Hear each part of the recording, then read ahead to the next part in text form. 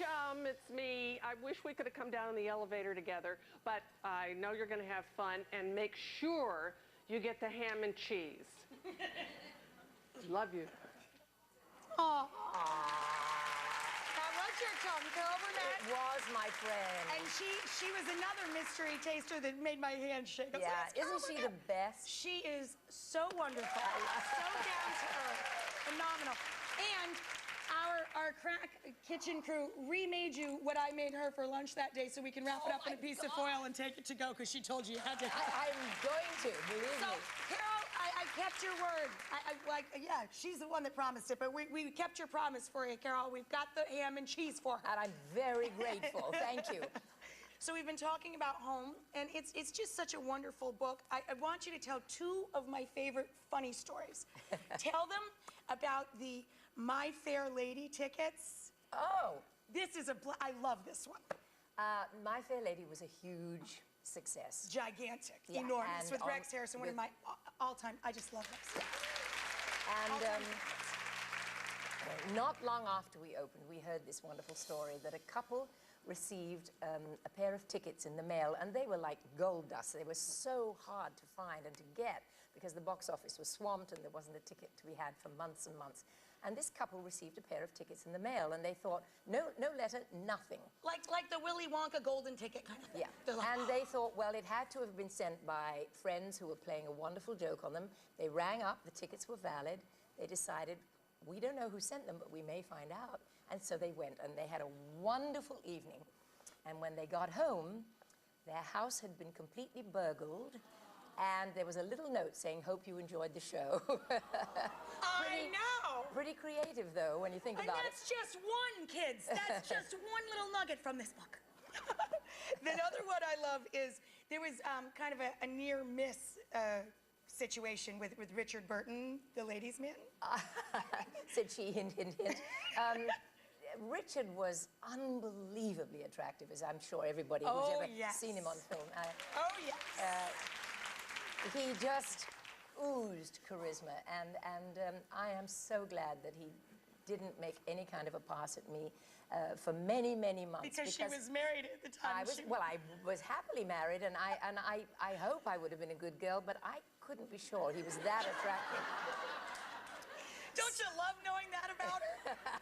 So anyway, there came a day when Richard did, in his way, make a sort of pass, I think. I'm pretty sure. And I got angry that he did in a way, and it went on. He did something in the show that was not a good idea, and I think I was meant to fall on my knees and say, what have I done? At which point he would have embraced me, we'd have made up somehow, I don't know, but that's the way it went. So I was so angry at him for playing this trick on me in the show and behaving a little bit badly, that when he finally came into my dressing room, after not having spoken to me for a week, he finally came in and was terribly lovey-dovey and, you know, oh, how are you doing and everything. And I have to admit that Mary Poppins let fly with an Anglo-Saxon four-letter word. And I told him where to go and how to get there. And so that resulted in another 2 bad performances. And then finally, he threw up his hands one evening and said, okay, I'm sorry. Do we love each other? And I said, yes, we do. Can you tell them how you started writing the children's books, of which there are 17, by the way? Yes, there are 17 It started with a bit of a bet. It did. Many years, at least 35, 37 years ago, I was touring, making a movie, and we took the whole family. And to keep the kids occupied, who were being appalling. They didn't pick up their laundry. They didn't brush their teeth. They didn't help make the bed. It was a summer holiday, and they couldn't care less. But we were filming, and life was, you know, busy. And so I said, okay, kids, let's play a game. Let's say whoever doesn't brush teeth, pick up laundry, and help a little bit has to pay a forfeit. And so our eldest daughter said, okay, but you have to play the game too, Julie. And I said, well, what do I have to do, you know? And she said, well, you have to stop cussing so much. And I said, what, moi? And so I hadn't realized that I mean, I don't cuss terribly, but I must have been a little explosive because there was just so much chaos going on. So I said, okay, I'll play the game too. I was the first to lose. And so I said, okay, what's my forfeit going to be? And that smart oldest daughter of mine said, write me a story. And the first children's book came out of that. Isn't that gave it to her, great? yeah. Wonderful. It's just such a wonderful story. I find that so, so, so touching. And what does the family think of the book? Everybody loves it. I think they're pleased. I know that they were curious and they didn't know some of my stories, and I hadn't spoken about a lot of it to anybody. The thing that I think is so amazing, and I wanted to write it, and the reason it's in there, is that my parents made a quantum leap from their beginnings. I mean, quantum leap. My grandmother was a lady called a tweenie, who is the lady that gets up, and she was only 11 years old.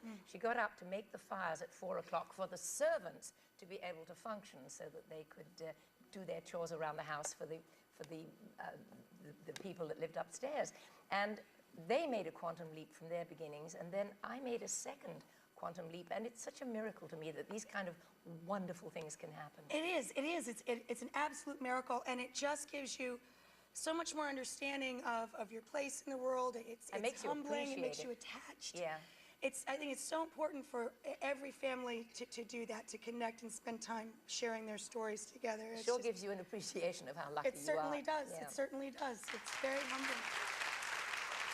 I absolutely love her. Audrey Hepburn was such a beautiful woman inside. She was. And can you describe what's going on in this picture here? This was the Academy Awards, and My Fair Lady had been nominated as a movie, and I had been nominated for Mary Poppins, and I was lucky enough to win for my first Academy Award for Mary Poppins. And it was the first film I'd ever made. It was a great evening, and this gracious, lovely lady, who later became a great friend of mine, and who played my role, Eliza Doolittle, The in the two movie Doolittles. of My Fair Lady. Isn't that great? And she once said to me, she said, Julie, you should have done the role, but I didn't have the guts to turn it down. And she was a great friend of mine. She's a beautiful woman inside now, as are you. Thank you so much for joining us today. How can I say? She gives me goosebumps. And it's a fabulous, fabulous book, guys. Go grab yourself a copy. Grab a snack or a cup of tea. We'll be right back. Cheers. Cheers, my love. Thank you.